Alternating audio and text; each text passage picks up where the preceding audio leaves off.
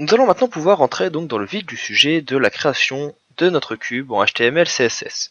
Dans cette première petite vidéo, nous allons nous attaquer donc à toute la partie HTML. Donc vous verrez, ce n'est pas très compliqué. Elle mettra en avant, donc je vous présente ici donc Sublime Text, elle mettra en avant surtout trois balises à découvrir, la balise div, les idées et les classes. Donc je vais vous expliquer, ce n'est pas très compliqué. Donc vous allez ici commencer par déjà faire une nouvelle page, une new file, et nous allons faire un CTRL S pour l'enregistrer. Nous allons l'enregistrer ici dans un nouveau dossier que je vais appeler tuto.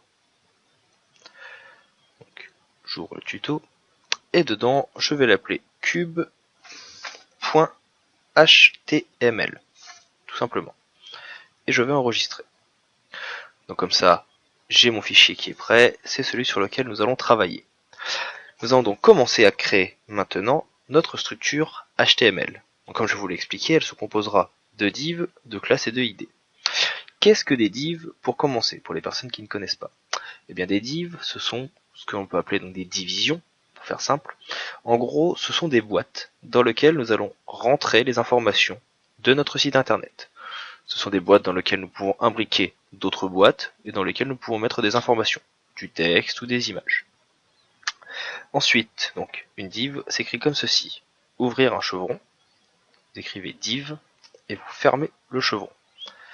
Et donc là vous avez ouvert votre balise, votre div. Pour la fermer, vous devez ouvrir un chevron, mettre un slash, réécrire div et fermer le chevron. Vous avez donc ici une balise div. C'est une boîte dans laquelle nous allons mettre nos éléments. Nous allons ajouter, donc ici, chez espace, ce sera une grande boîte. Le nombre d'espaces n'est pas important. Vous pouvez mettre autant d'espaces que vous voulez, cela ne jouera en rien sur la hiérarchie de votre HTML. Mais le fait de mettre des espaces permet que ce soit beaucoup plus lisible. Donc sur cette div, nous allons ajouter ce que l'on appelle une classe.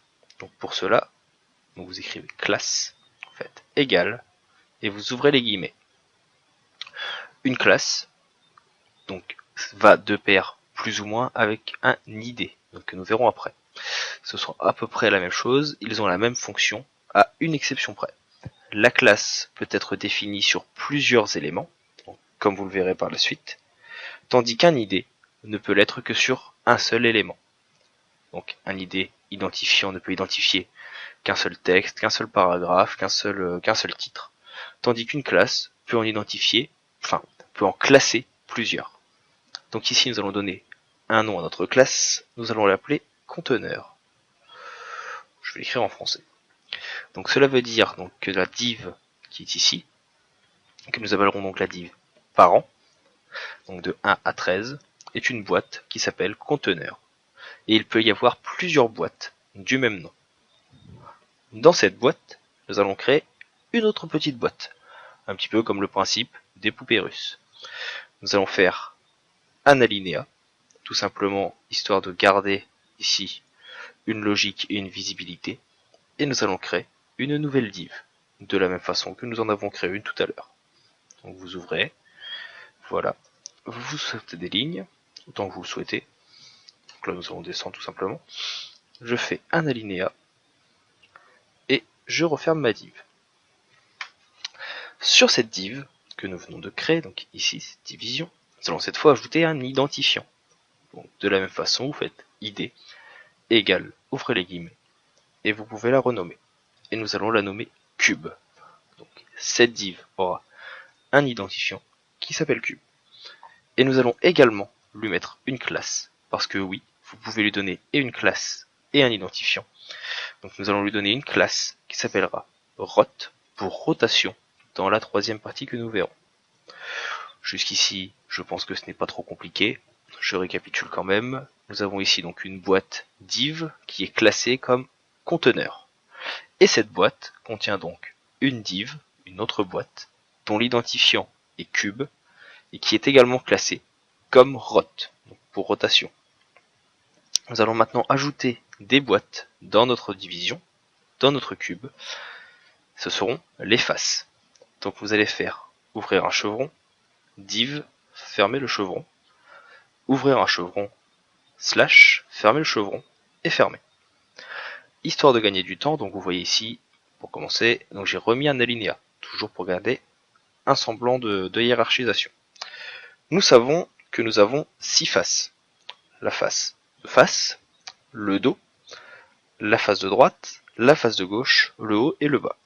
Et bien vous allez tout simplement sélectionner votre div ici, lui faire un CTRL-C, ou plutôt non, nous allons d'abord faire classe, plutôt id, égale, ouvrez les guillemets.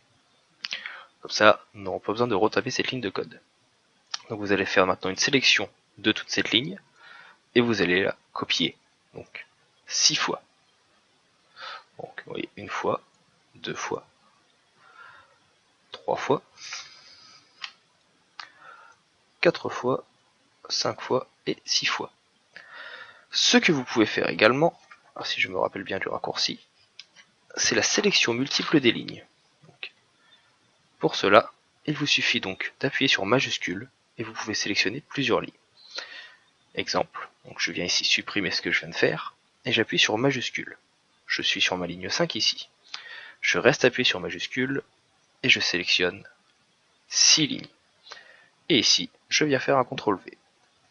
Alors, est-ce que cela fonctionne? Voilà, petite erreur de ma part. Bon, petit oubli, le raccourci ne fonctionne pas. Je vous retrouverai le raccourci et je vous l'expliquerai dans la vidéo suivante. Donc, revenons ici à notre div. Donc nous avons ici nos 6 faces qui sont créées, chacune avec un ID, mais qui n'ont pas de nom. Donc nous allons remédier à cela, et vous allez les appeler donc par la face qu'ils concernent. Donc ici nous avons la face 1, donc la face de face, tout simplement. Nous avons le dos, suivi de droite, gauche, haut et bas. Donc maintenant, nous avons donc toute la structure HTML de notre cube qui est créée. Si je sauvegarde et que je l'ouvre maintenant, vous remarquerez donc, si je vais dans tuto, que rien n'apparaît. Par contre, si vous faites un clic droit et inspectez l'élément, vous verrez donc dans votre body, ici, que votre classe conteneur, votre div, ainsi que vos divers petits divs de face sont créés. Nous allons donc voir dans la vidéo dans la vidéo suivante, comment commencer à mettre en place le CSS afin d'améliorer la couleur et surtout de rendre visible notre cube. J'espère que cette petite introduction vous aura été utile.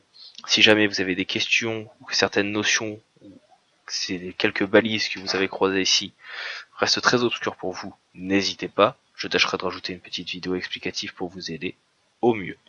En attendant, je vous souhaite un bon visionnage de la suite de ce tutoriel et de la partie CSS qui, je ne vous le cache pas, sera un petit peu plus compliquée et qui mettra en avant beaucoup plus de fonctions. Dans tous les cas, je vous souhaite un bon visionnage et vous dis à bientôt.